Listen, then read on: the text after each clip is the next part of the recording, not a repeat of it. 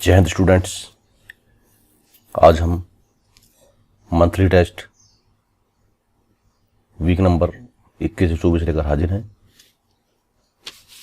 तो जैसे कि मैंने पहले आपको बताया है कि जब भी हम पेपर सॉल्व करते हैं तो हमें कुछ बातों का ध्यान रखना है कि हमें पेपर को अच्छी तरीके से पढ़ना है, उसके बाद इनके आंसर देना है। हर पेपर में मैं यही बात बताता हूँ, यदि हम प्रश्नों को नहीं समझेंगे तो हमारे आंसर गलत हो जाएंगे।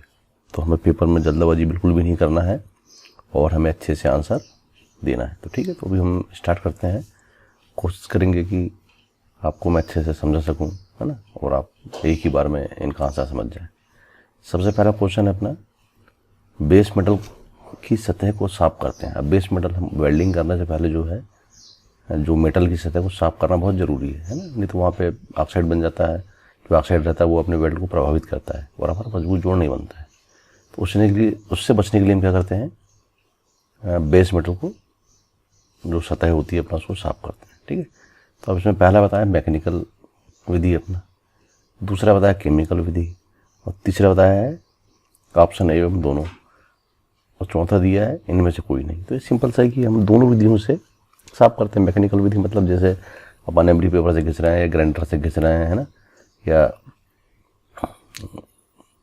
अपने हाथ से उसको सफाई कर रहे हैं, इसे हम बोलेंगे मैकेनिकल विधि। केमिकल विधि है ना, जैसे घरों में आपने देखा होगा कि अपन फर्श की सफाई के लिए नहीं अपना सोडा डाल देते हैं तो वो पूरा अपने वाशरूम वगैरह को साफ कर देता है। वैसे ही हम क्या करते हैं, केमिकल, उस केमिकलों को अपने जॉब के ऊपर डाल देते हैं तो उससे अपने जॉब की सफाई हो जाती है। उसे अपन बोलते हैं केमिकल विधि, सिंपल सी भाषा में। तो इसका आंसर है अपना आएगा क्या, ऑप्शन 3 आएगा अपना, ऑप्शन ए एवं ऑप्शन 2।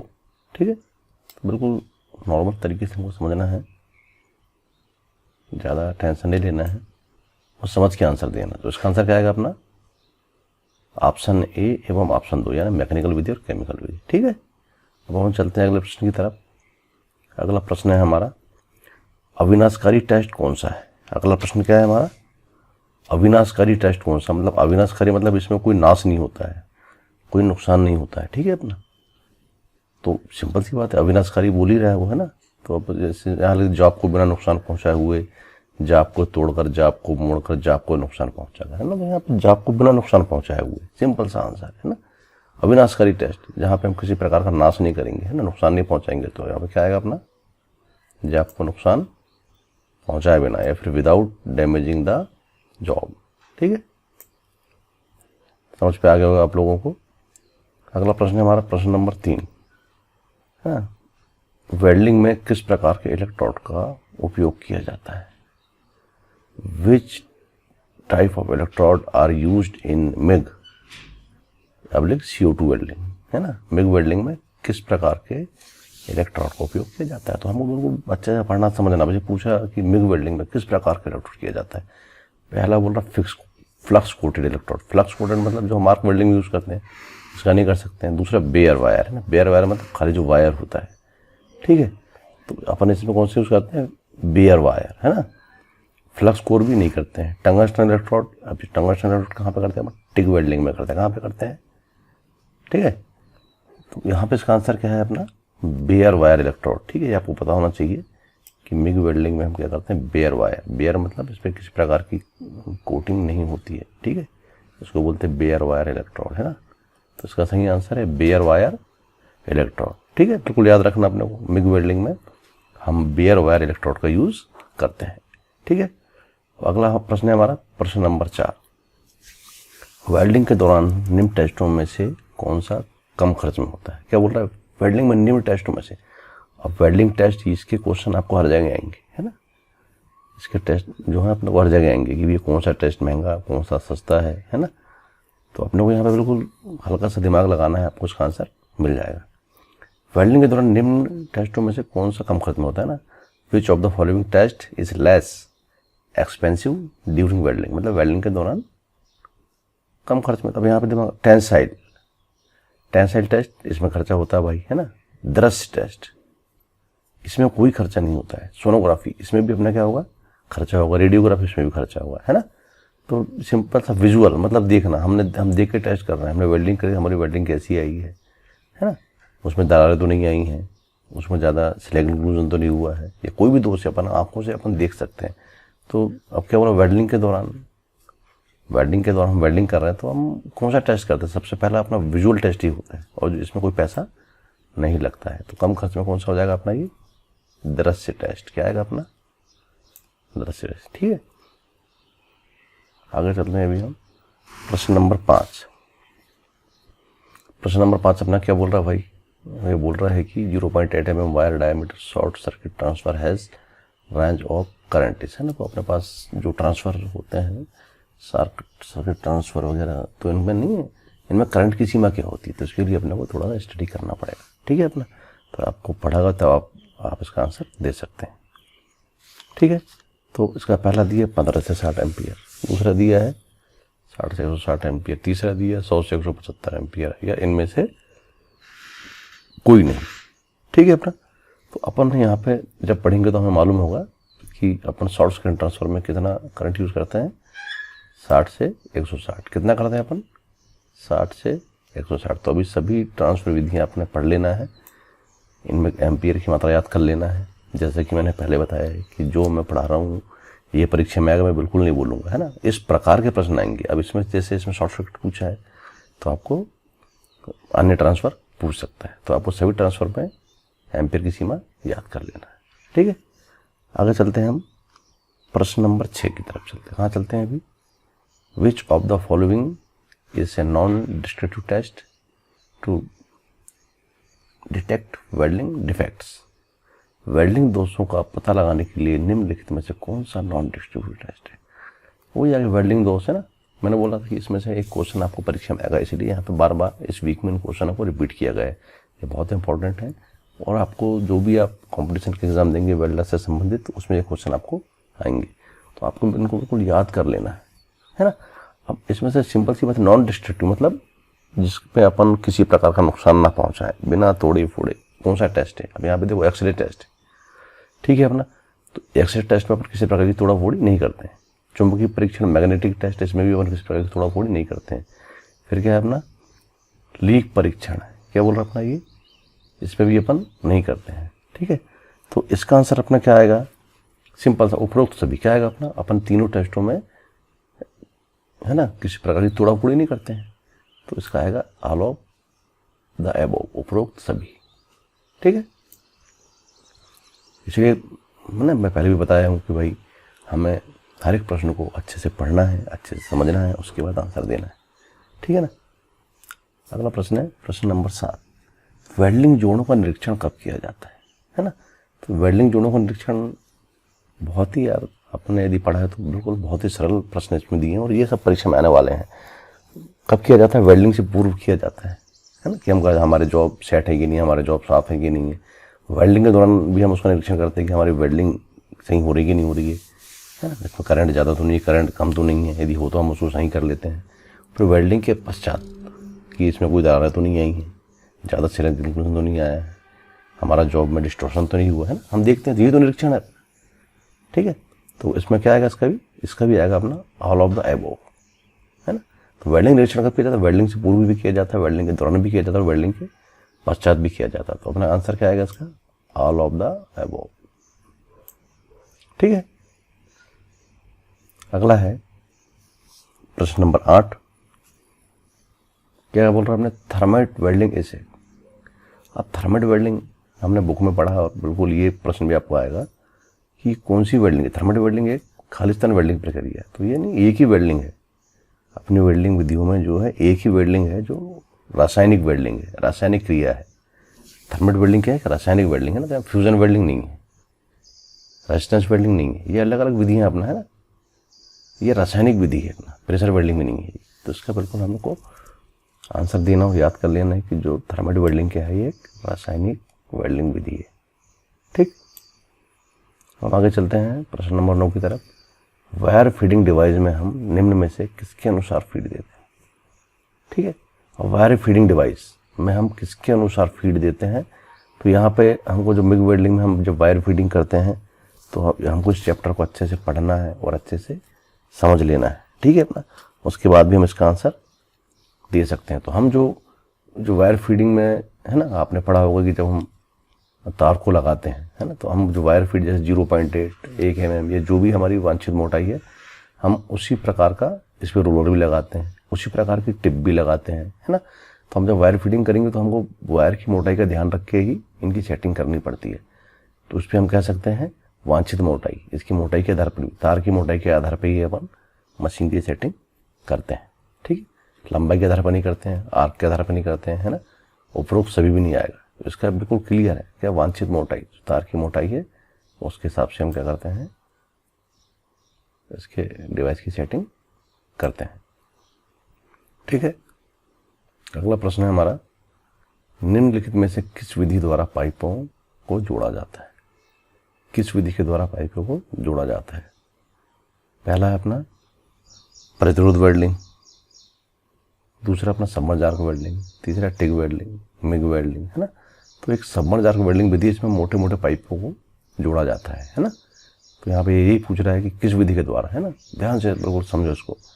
अपन ने जो इसके आपने वीडियो भी देखे होंगे या बुक में भी लिखा हुआ है कि वो बड़े मोटे मोटे पाइपों को आपस में जोड़ने के लिए आप किसका प्रयोग करते हैं, SAW, सबमर्ज आर्क वेल्डिंग विधि का प्रयोग करते हैं। तो इसका सही आंसर क्या हो गया अपना SAW, ठीक है। आगे चलते हैं अभी हम प्रश्न नंबर 11 की तरफ। वेल्डिंग करते समय शरीर को गर्म छींटे से बचाने के लिए किस सुरक्षा उपकरण का प्रयोग किया जाता है। तो वेल्डिंग करते समय शरीर को क्या बोल रहा है, ये शरीर को।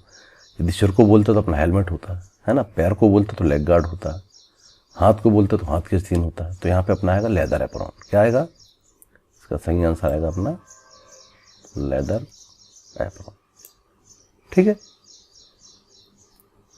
बिल्कुल ये क्वेश्चन भी बार बार एग्जाम में आता है, तो आप बिल्कुल इसको अच्छे से समझ लें कि यदि शरीर को बोला है तो लेदर एप्रॉन आएगा, है ना, सिर को बोला है तो हेलमेट आएगा, ठीक है।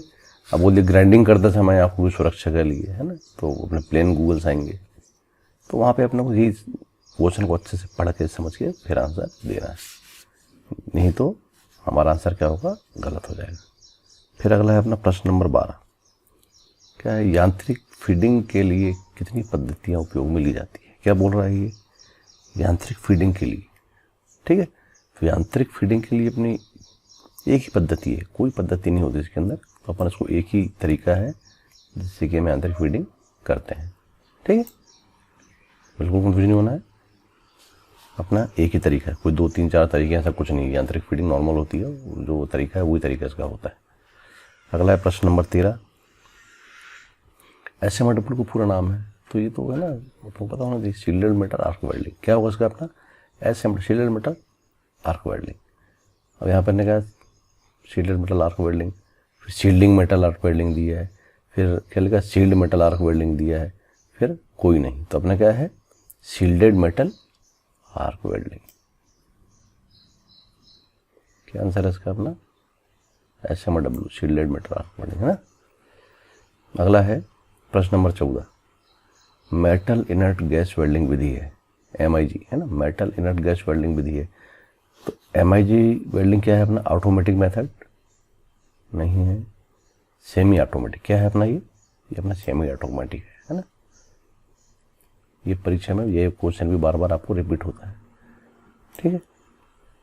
मेटल इनर्ट मिग वेल्डिंग में क्या है कि यह एक सेमी ऑटोमेटिक विधि है। अगला है GTAW में के शक्ति स्रोत के प्रयुक्त धारा का नाम होता है। अब ये बहुत, इसने देखो यहाँ पे क्वेश्चन घुमा दिया है। GTAW के शक्ति स्रोत मतलब जो हम नॉर्मल विद्युत हमारे घरों में यूज़ करते हैं ना, तो इसमें अपना कितना होता है, 200 से 250, घरों में करते हैं 220, कहीं 230 होता है ना। तो ये इसने पूछा है यहाँ पे, ठीक है। तो क्या आएगा यहाँ पे अपना, बिल्कुल अपने को यहाँ पे कंफ्यूज नहीं होना है।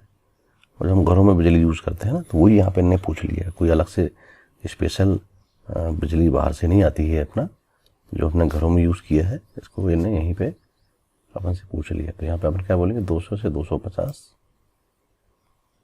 क्या आएगा ये, 200 से 250, ठीक है। अगला प्रश्न है हमारा प्रश्न number 16। Gas metal arc welding की गति शील्डेड मेटल आर्क वेल्डिंग की अपेक्षा है ना। अपना क्या होगी, अपना अधिक, क्या होगी अपना अधिक, मतलब जो GMW सिस्टम है इसमें अपने को इलेक्ट्रोड चेंज नहीं करनी पड़ती है ना। हम लगातार वेल्डिंग कर सकते हैं, कंटिन्यू वेल्डिंग कर सकते हैं, तो हम क्या कह सकते हैं यहाँ पे अधिक होगी। और SMW में हमको बार बार क्या है इलेक्ट्रोड चेंज करना पड़ेगा, तो उससे अपनी स्पीड कम होती है। लेकिन GMW में क्या होता है, अपन कंटिन्यू वेल्डिंग कर सकते हैं, है ना। तो यहाँ पे अपन कह सकते हैं अधिक, क्या बोलेंगे अपन इसको, अधिक होती है।